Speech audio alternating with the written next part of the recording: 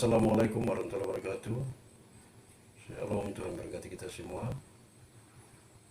Di sini saya mau tanggapi informasi-informasi yang terjadi atau yang ada di media sosial, yaitu di YouTube dan lain-lain, terkait keabsahan ijazah palsu Bapak Presiden Joko Widodo. Sebelum saya tanggapi, ya mari kita sama-sama untuk menyaksikan atau melihat informasi yang viral terkait dengan keabsahan ijazah palsu Bapak Joko Widodo. Mari kita lihat bersama. Presiden Jokowi digugat ke pengadilan soal ijazah palsu pada Pilpres 2019. SMA dia itu hasil nyuri dari orang yang namanya Joko Wahyudi. Nomor induknya 008, nomor seri ijazahnya 008112. Itu punyanya Joko Wahyudi. Cek ke sekolahan, kalau nggak punyanya Joko Wahyudi, tembak kepala saya.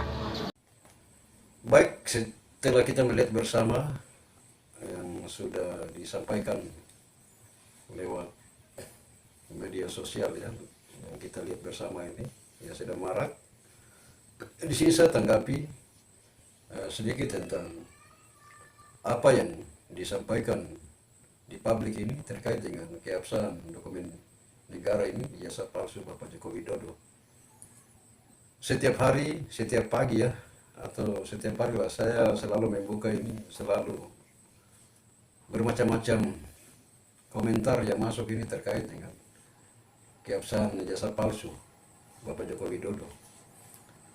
Ya, di sini saya bertanya-tanya atau saya perlu tanggapi sedikit tentang ijazah palsu ini. Ya, kepada khususnya yang menggugat, yang dirugikan ini, ya, mengatakan bahwa ijazahnya atau ijazah rekannya ini diambil oleh Bapak Joko Widodo, itu digunakan untuk keperluan Bapak Joko Widodo ya, terkait dengan pilkada atau presiden ini, dengan administrasi ijazah. Yang saya tanyakan di sini adalah Bapak Joko Widodo ini bukan dari masyarakat langsung masuk ke bursa calon presiden, dan beliau sampai 2 periode sekarang ini. Tapi beliau ini dari tingkat bawah, yaitu mulai dari wali kota Solo, Jawa Tengah, dan juga pernah menjabat sebagai gubernur DKI Jakarta pada saat itu. Dan juga habis itu mengikuti calon presiden, ya, 1 periode berakhir dan lanjutkan 1 periode lagi, 2 periode sampai sekarang ini masih berjalan.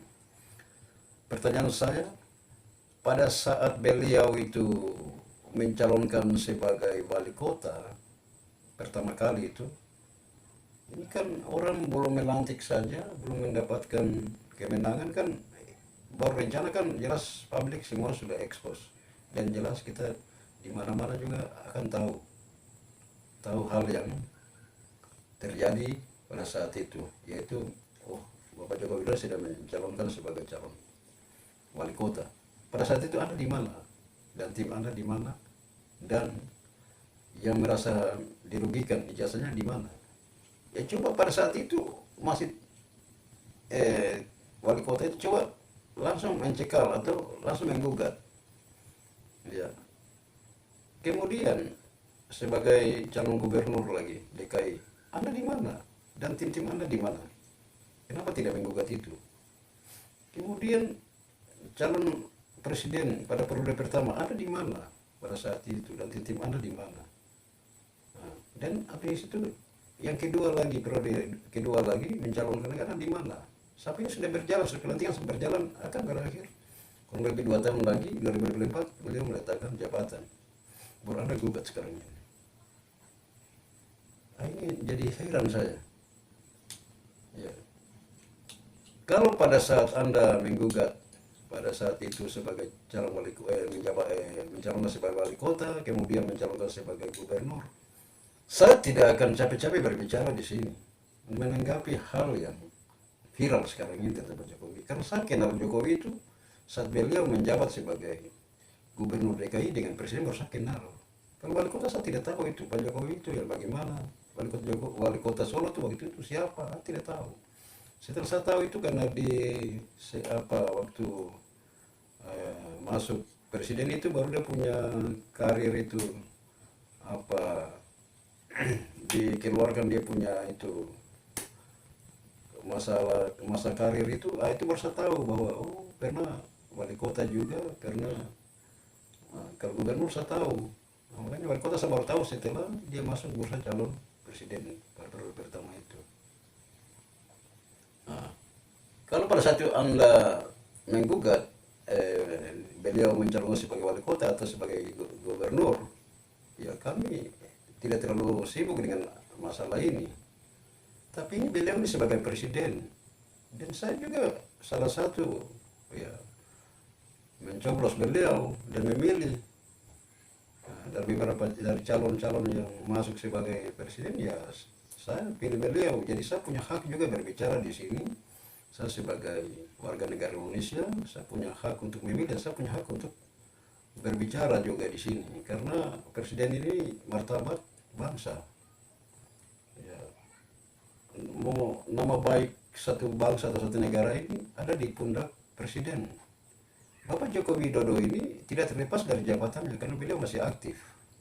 Beda dengan beliau nanti sudah akhir periode meletakkan jabatannya 2024, itu baru Pak Jokowi pribadi dengan keluarganya. Ya, tidak berpengaruh ke negara. Tapi ini memalukan sekali sebenarnya ini. Ya, kita sebagai masyarakat atau sebagai rakyat Indonesia yang bijak, ya. Kita sebagai warga negara Indonesia yang bijak, yang paham ya, tentang negara ini, ya kita harus benar-benar menghargai. Ya, saya di sini bertegas karena saya memilih Bapak Joko Widodo itu bukan 1 tahun, 2 tahun, 3 tahun, tapi saya pilih beliau itu 1 periode berarti 5 tahun. Banyak yang saya dengarkan, banyak yang saya lihat di media sosial. Nah, kalau kita menggugat ini, kalau memang Bapak Joko Widodo ini terbukti menggunakan ijazah palsu, berarti harus diturunkan dan digantikan yang baru. Oh, sabar dulu. Anda siapa? Ya, ini kita berbicara kalau menggantikan ini, semua harus berbicara. Ya, tidak 100% untuk menggantikan Pak Jokowi, tidak 100% juga untuk mempertahankan Pak Jokowi. Jadi ada 50% dalam, bahkan 80-20 juga paling ada. Ya, jadi ini jangan unsur politik. Ya, kita korbankan rakyat, korbankan bangsa, korbankan negara yang ada. Jadi saya minta kepada pemerintah supaya jangan terlalu banyak aturan jangan terlalu banyak sehingga mempersulit rakyat. Ya, Tuhan itu dia tidak melihat dari ijazah atau administrasi. Tuhan itu dia merestui kehendak apa yang dia mau tetap jadi, walaupun di mata manusia itu administrasinya tidak lengkap. Kalau Tuhan menghendaki tetap jadi. Nah itu karena banyak terjadi baik di tingkat daerah atau pusat, banyak yang terjadi itu ijazah palsu. Itu sudah terbukti banyak, tapi mereka bisa menduduki jabatan strategi karena apa? Tuhan menghendaki hal itu. Jadi pemerintah juga kita bekerja sebagai manusia, jangan terlalu banyak peraturan jangan terlalu banyak. Karena di Indonesia ini banyak punya kemampuan skill, ya banyak sekali, tapi pendidikan terbatas, mungkin SD, SMP, bahkan tidak sekolah, tapi punya kemampuan itu luar biasa. Dia bisa menciptakan, bisa melahirkan satu produk yang baru, ya. Nah, jadi aturan ya jangan terlalu banyak lah, supaya masyarakat ini jangan terlalu jangan sampai terjepit. Ya. Ini administrasi semakin ganti presiden, ganti menteri, aturannya selalu tambah sulit. Ya. Kalau semakin aturan itu semakin banyak, semakin sulit, maka penipuan akan semakin banyak. Sekarang kita lihat di mana-mana banyak ini yang sudah duduk tapi ada terbukti seperti ini di daerah-daerah, ijazah begini bermasalah segala macam. Loh, kamu dibentuk setelah penerimaan atau segala macam kan dibentuk verifikasi ijazah apa segala macam. Nah, ini dengan pengalaman seperti ini jangan kita saling merugikan belah pihak. Oke lah, Macam contoh macam saya punya contoh, saya punya jasa memang palsu. Ya, saya tahu bahwa itu aturan harus jasa asli. Tapi ya, karena saya juga mau cari makan, aturan terlalu banyak menjepit sama saya. Saya punya jasa SD, tapi itu jasa SMA yang diterima. Ya, saya harus pakai SD. Bagaimana saya bikin, bagaimana putar, bagaimana supaya bagi jasa itu saya bisa bikin jasa SMA, saya bisa jasa palsu, saya bisa masuk luluskan diri. Kalau memang saya jasa palsu baru lolos loh, berarti kan keberuntungan saya. Pada saat itu verifikasinya tidak mampu, berarti kan saya lebih pintar dan seharusnya saya harus dipertahankan. Kecuali saya itu tidak masuk di satu kantor pemerintahan atau swasta atau pemerintah, dinas pemerintah atau sebagainya, saya tidak melalui verifikasi, saya lewat jendela atau lewat bawah pintu, itu boleh. Tapi kalau lewat verifikasi, walaupun itu palsu, harus dikatakan sah. Ya, ini kita harus bedakan antara ijazah palsu bisa lolos dan ijazah palsu tapi dia lewat bawah jendela atau bawah pintu. Kalau lewat pintu, lewat aturan pengambilan nomor antrian segala macam dan verifikasi semua bisa segala macam dan lolos, lo berarti kan itu rezeki saya. Sebenarnya saya tahu saya punya ijazah palsu, tapi karena Tuhan menghendaki saya lolos. Nah, di situ walaupun terbukti, kalau sudah jalan dan terbukti, sebenarnya pemerintah harus berpikir bahwa yang orang yang kita katakan jasa palsu ini, dia kan lewat verifikasi, berarti kan keabsahannya walaupun ijazahnya palsu, tapi keabsahan masalah benar-benar dia sebagai peserta atau sebagai pegawai atau sebagai apa, personal sebagai atau apa, harus diakui karena dia lewat verifikasi, berarti kan rezekinya dia, ya begitu. Jadi kita tidak bisa korbankan diri seseorang karena lantaran administrasi, jasa atau apa. Ya, jadi ini harus kuat di verifikasi. Jadi ini sangat penting. Nah, jadi untuk perusahaan swasta maupun pemerintah untuk mengangkat atau merekrut pegawai atau segala macam di karyawan ini harus benar-benar verifikasi itu, benar-benar orang-orang yang benar jenih dilihat, harus benar-benar paham. Jangan asal-asalan di situ yang duduk, supaya dia bisa melihat.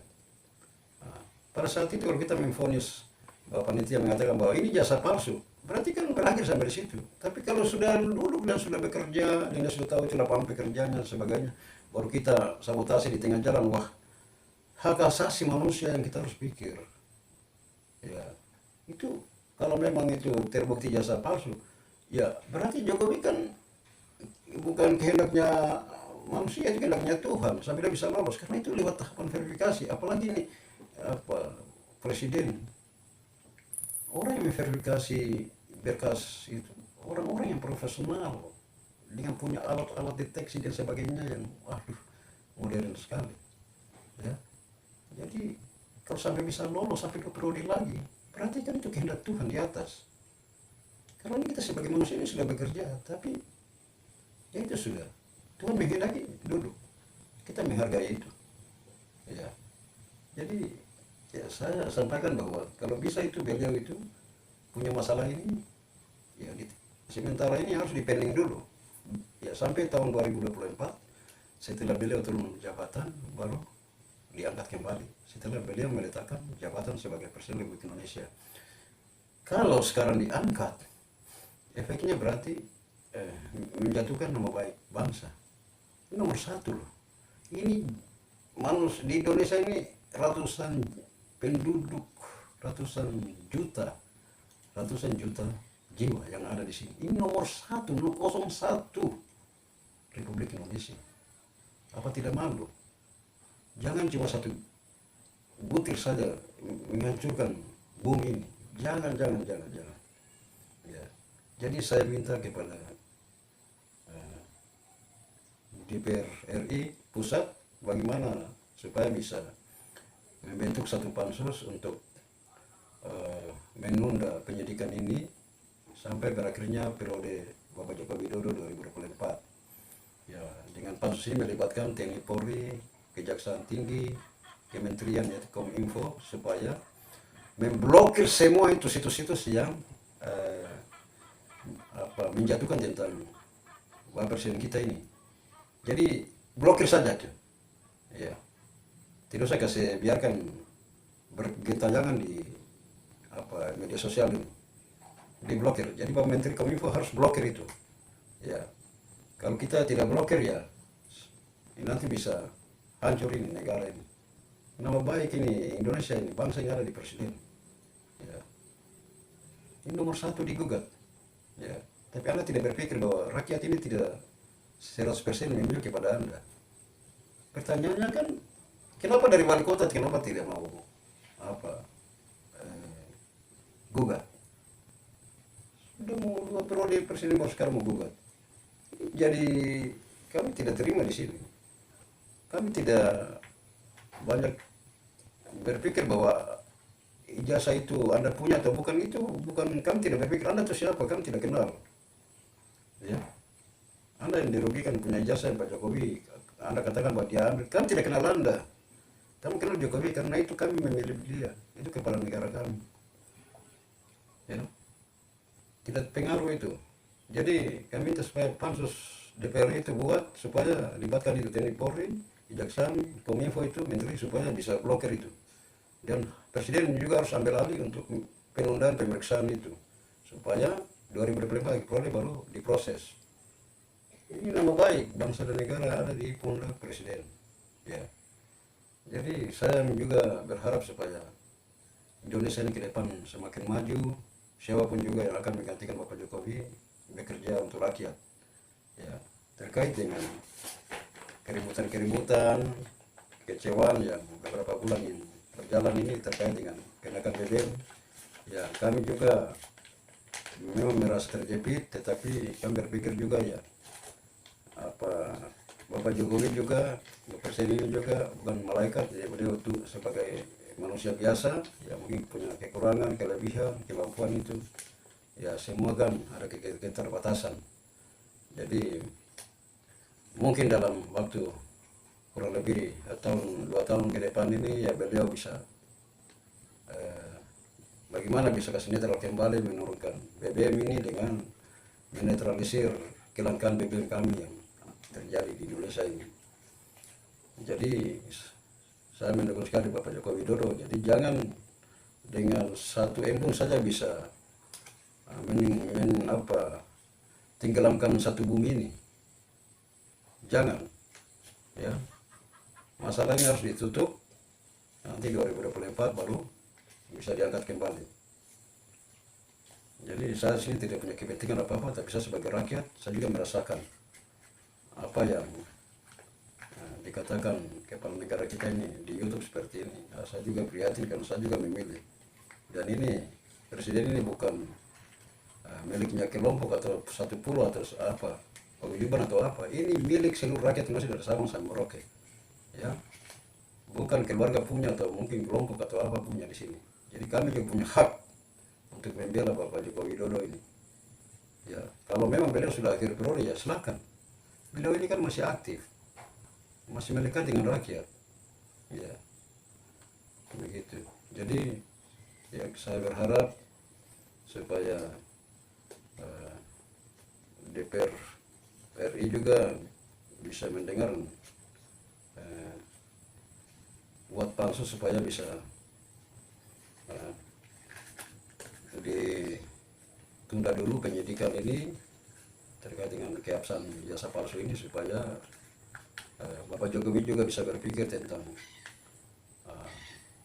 rakyat Indonesia yang banyak ini bersama Merauke. Jangan berpikir dengan satu butir itu saja, ya.